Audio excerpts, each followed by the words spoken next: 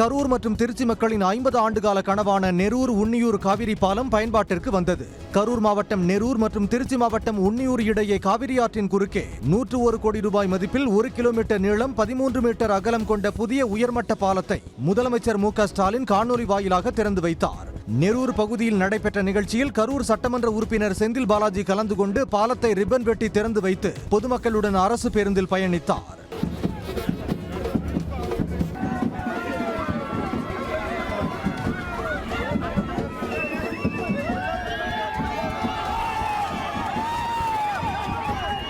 விவசாயிகள் ஒரு வெற்றிலையோ வாழைத்தாரை எடுத்துக்கொண்டு செல்வதற்கு பரிசல் மூலமாக தண்ணீரில் நீந்தி செல்வது வழக்கமாக இருந்தது.